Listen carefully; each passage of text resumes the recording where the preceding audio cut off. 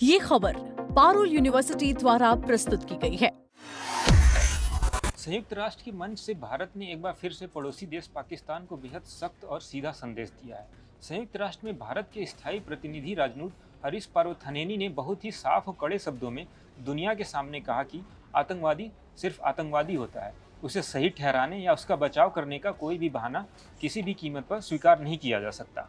भारत ने आतंकवाद के मुद्दे पर कुछ देशों के दोहरे रवैये, दोहरे मापदंडों और इसे पर्दे के पीछे से सपोर्ट करने वाले देशों की जमकर आलोचना की है। दशकों से सीमा पार से होने वाले आतंकवाद का दंश झेल रहे भारत ने यूएन में अपील की कि अब समय आ गया है जब सब मिलकर इस जानलेवा विचारधारा की जड़ें हमेशा के लिए उखाड़ फेंकें।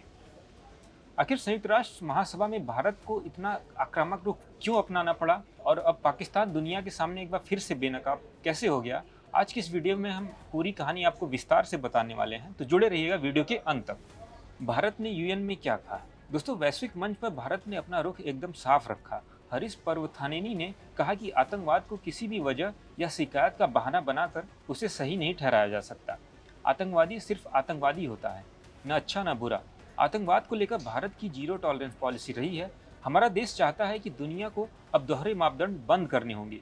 जो देश आतंकवादियों को पनाह देते हैं या पैसा देते हैं या फिर उन्हें बढ़ावा देते हैं, उन्हें कड़ी से कड़ी सजा मिलनी चाहिए।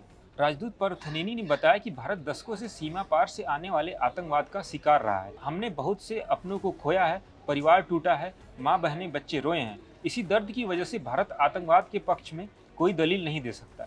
जीने का अधिकार सबसे बड़ा मानवाधिकार है और आतंकवाद इसी पर हमला करता है, इसलिए हमें इसको जड़ से साफ करना होगा। दोस्तों, भारत ने दुनिया के सामने सख्ती से अपनी बात रखी है। भारत आतंकवाद पर दोहरा रवैया बिल्कुल बर्दाश्त नहीं कर सकता। कोई भी देश आतंकवादी को मेरा अच्छा आतंकवादी या तुम्हारा बुरा आतंकवादी नहीं कह सकता।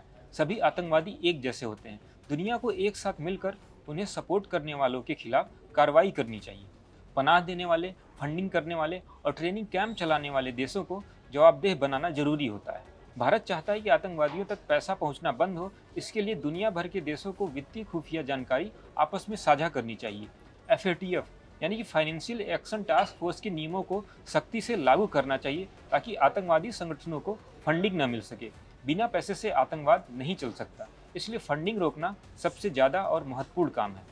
भारत ने इस बात पर भी चिंता जताई कि आतंकवादी अब नई तकनीकों का गलत तरीके से इस्तेमाल कर रहे हैं। संयुक्त राष्ट्र की समीक्षा बैठक में इस बात पर कोई ठोस फैसला न हो पाना कि आतंकवादियों को तकनीकी हथियारों से कैसे दूर रखा जाए, काफ़ी निराशाजनक भी है। भारत ने साफ किया कि वह किसी भी धर्म, जाति या नस्ल के खिलाफ होने वाली नफरत की कड़ी निंदा करता है। भारत ने कहा कि संयुक्त राष्ट्र को सिर्फ इस्लामोफोबिया, क्रिश्चियन फोबिया या यहूदी नफरत या यहूदी विरोधी नफरत तक सीमित नहीं रहना चाहिए, बल्कि अन्य सभी धर्मों जैसे हिंदू, सिख, बौद्ध के खिलाफ होने वाले नफरत को भी स्वीकार करना और रोकना चाहिए।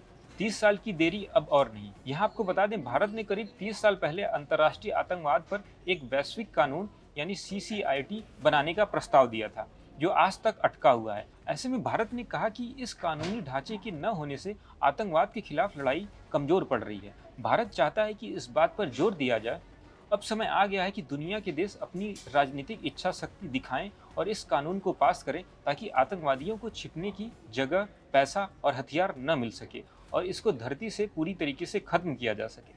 दोस्तों, भारत का स्टैंड एकदम क्लियर है। आतंकवाद के साथ कोई समझौता नहीं। हम शांति चाहते हैं, लेकिन आतंकवाद सहन नहीं करेंगे। हम दुनिया से कह रहे हैं कि मिलकर इस लड़ाई को जीतें।